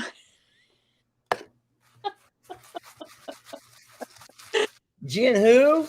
Jim Bean. Gin Beam? Yeah, Jim Bean is what Gin Bean. That's what it's Gin Bean? Jim Bean. Yeah. A couple of N's in there after he's had one or two, after he's had, he's on his second one to talk about his love of vanilla. And I just think it's funny because he was never a whiskey drinker, ever. Hold on a second. I got to show you a comment. This is interesting. From Juzio. I didn't pick Lester as vanilla kind of a guy. Most naughty little comment there. Lester likes vanilla in my Jim Beam. Jim and his coffee, and yes, his desserts and things he likes to eat are vanilla. What are you giggling about? I can't see any comments. Oh, you don't get to see comments? No, sir. If I post them? If you post them, I can see them, but I can't see them like you're scrolling and giggling right there. Oh, I'm just reading. It's a lot of the vanilla comments.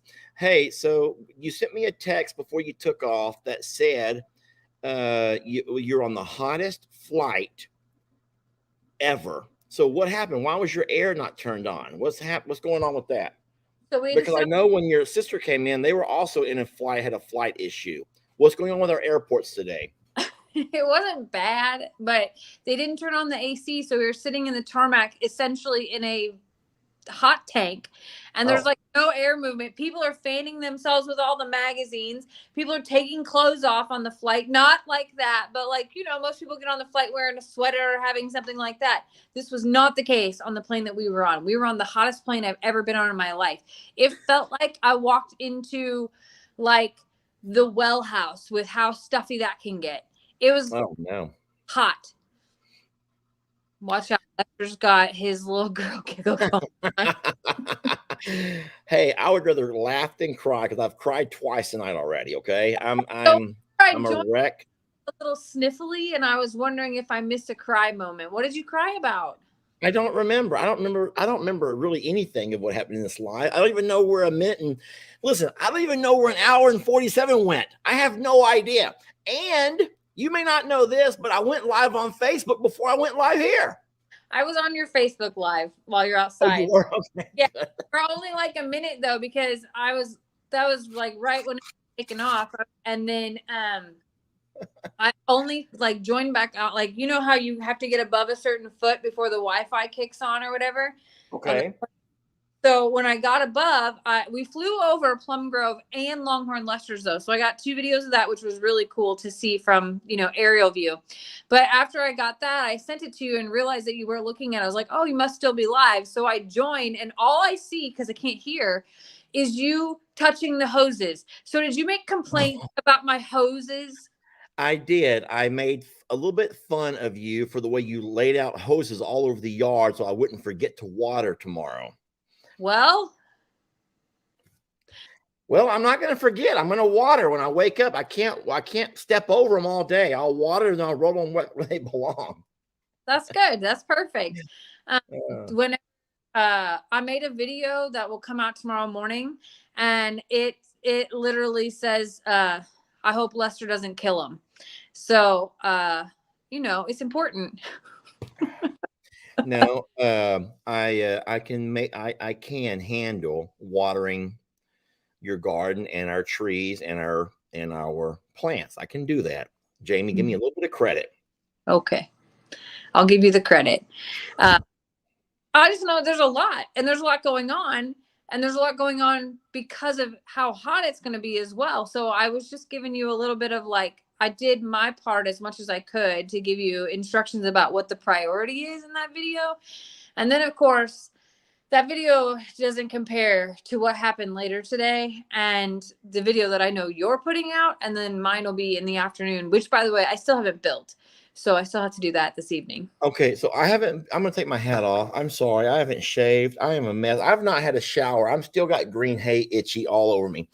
But you should know that I've not built my video yet either. But Jamie, what she's talking about is, hey, I got something I can put on here. Oh, welcome to Jurassic Park. Um, So do you not want to play it tomorrow? Because I've kind of been talking it up like we're playing them tomorrow. oh, that's fine. That's Okay. fine. But I'm not playing mine tomorrow. So you go ahead and you can play it though. I don't care. So No. what Jamie's trying to tell y'all is that my life flashed before my eyes today. And I don't want to give too much. What's wrong? You can play. I don't care. I don't care. I feel bad because I posted a comment about it. I made a post about it that your video is playing tomorrow morning, and now it's not going to play.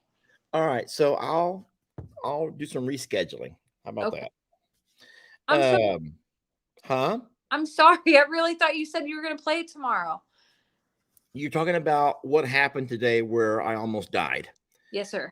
And so it just listen, I almost die every day. It just but today, we don't capture it on video. Today was exceptional, and I caught it on video. Yeah. Yeah. So we it was a horrific moment actually. And Jamie was videoing from her perspective. And I was actually on the tractor doing what I thought was safe, ended up not being so safe. And it was a really tough, it was scary. So what I'll do, Jamie, to make sure that everyone is able to see who wants to, you are going to post your video, your perspective on YouTube, correct? No, sir. I was going to put it tomorrow evening on Facebook, on I'm a Survivor Facebook. So why don't you put your video on your YouTube, which plays tomorrow at 6 a.m.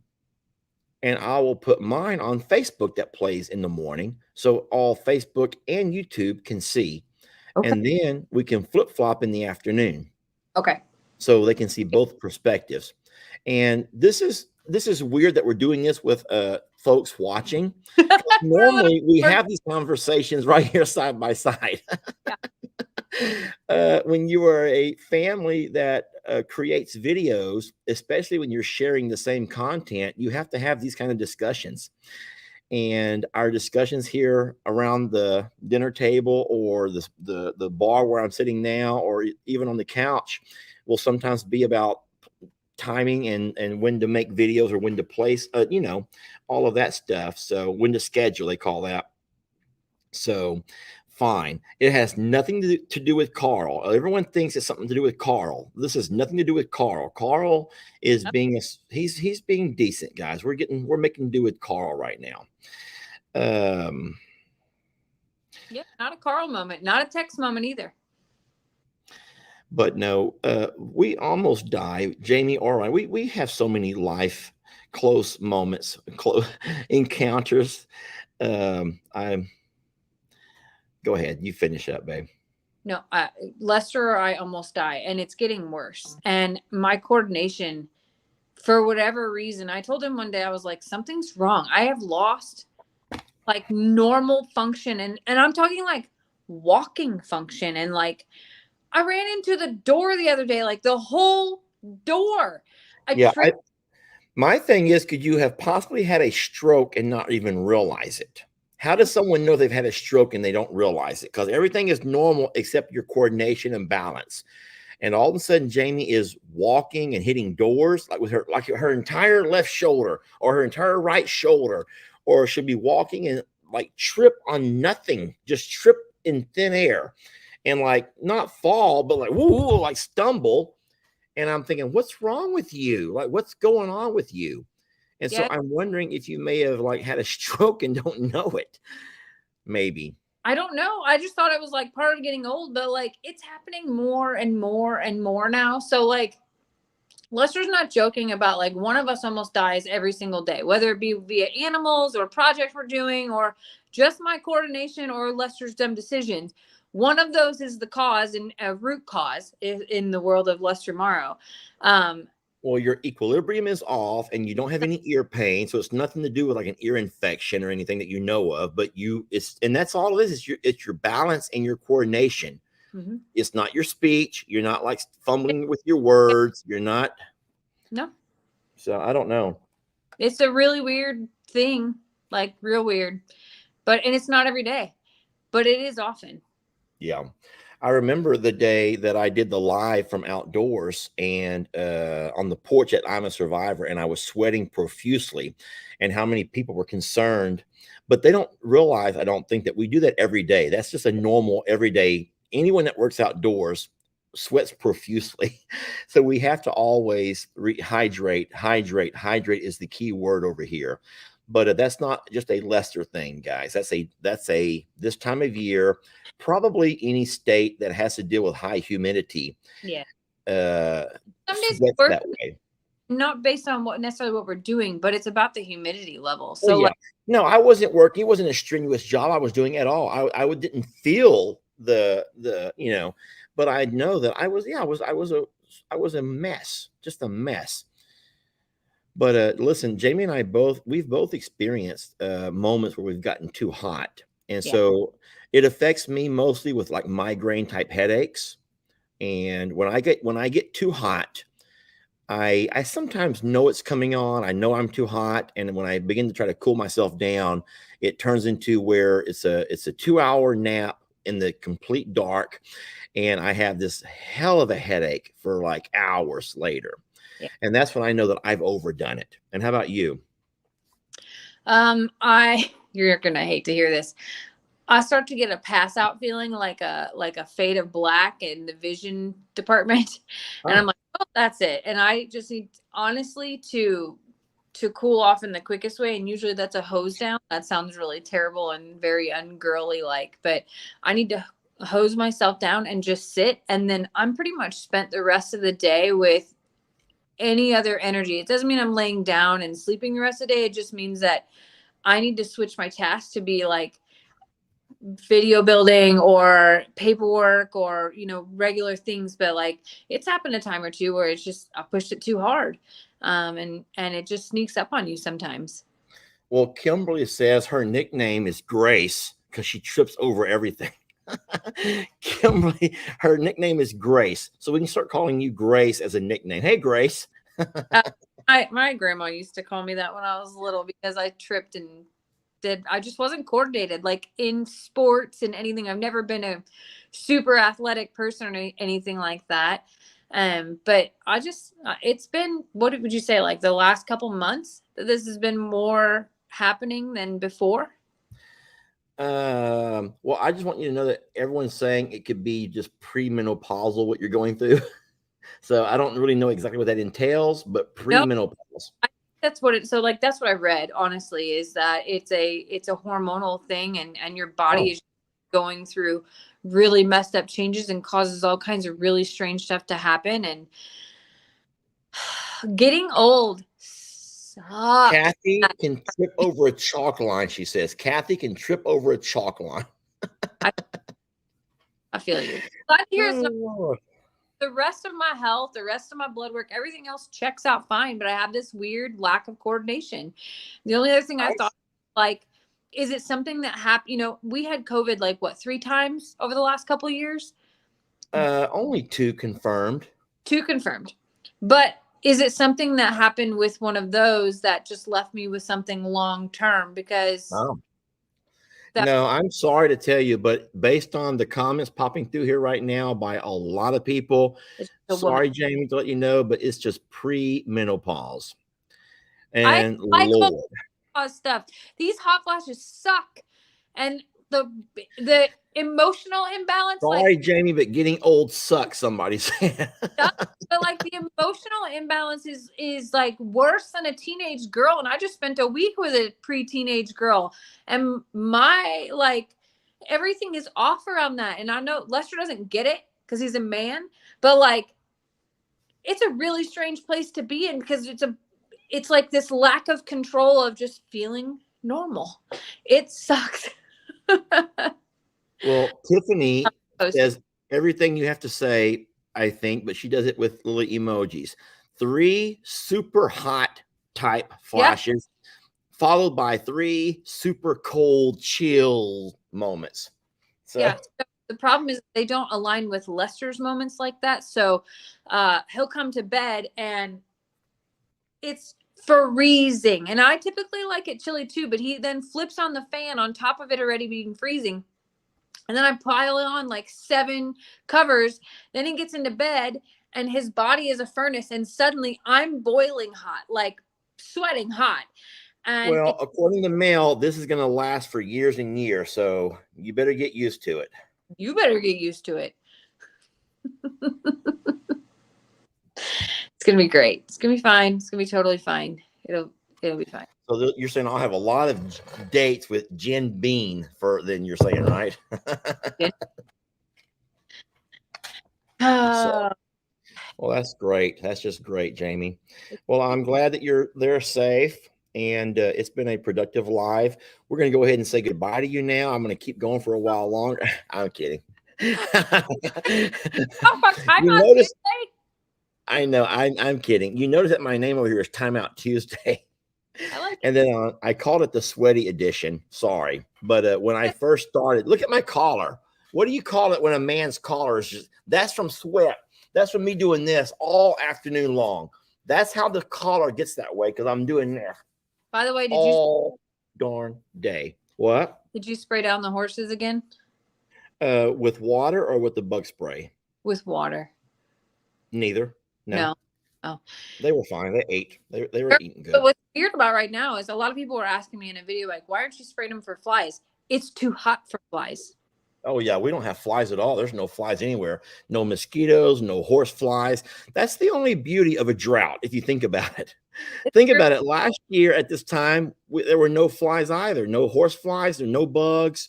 And so it's actually too hot. And there's nowhere for these flies to reproduce, I'm guessing. Which that is the only beauty, because if it were a wet summer, we would be inundated with fly issues and mosquitoes and everything else. So I don't know. Yeah, I sprayed them down whenever I drove out the driveway today, and that's their normal time. I just didn't know if they were going to wait for you by the water trough or by the barn later. No, I fed cows and horses side by side. Everyone was great, and everyone's eating. I gave green hay, and no one was up by the water troughs. So they're fine. That means they're fine. They'll ask for it. If they want it, they go ask for it. That sounds really silly, but they do. And they know that that's part of their day. So just don't tomorrow. Yeah. I'll take care of it. I promise you. But it is getting late. It's late here Central Time. So I'm sure it's even later. Eastern on the Eastern Seaboard. So you might want to at some point start wrapping it up. What time is it where you're at? Let's just hear. We don't tell us where you're at unless you want people to know. But what time is it there? I'm in South Carolina, and it is 11:15 currently, and I still have to build the video. So you're right. We should wrap it up. So you're in South Carolina on the East Coast then, and it is 11:15. I'm in Greenville, so I'm in mid-state right now. But yeah. Okay. Either way. All right. Well, it's pretty late. All right. Well, I will talk to you a little bit later, and you might want to go ahead and I'll be quiet while you wrap this up, and then I'll end it when you say end it. But I will say thank you for letting me be a part of your Timeout Tuesday. It was fun, and I guess I feel like I got a lot off my chest today, so it feels good. Excellent. Well, thank you all so much for joining Lester and waiting for me to get through my travels. Sorry for the airport weird live, because I thought I was speaking really loud, and it turns out that every time that I would speak loud, other people and everything else would just get louder. Thanks for all the wishes for the safe travels, and sorry we didn't get to have a cocktail together tonight. Lester made up for it with his gin bean. So I love y'all. I hope you have a really lovely evening, a safe week. Lester will probably go live tomorrow in all of his adventures. I'm sure of it, unless he's talked himself out today, but that has never happened in the history of ever with Lester. So thank y'all. We love you, and we're so grateful for the gift of time that you grant us. Amen. All right, Jamie, I'm going to end it there, and I will chit chat with you very soon. All right. Bye, y'all.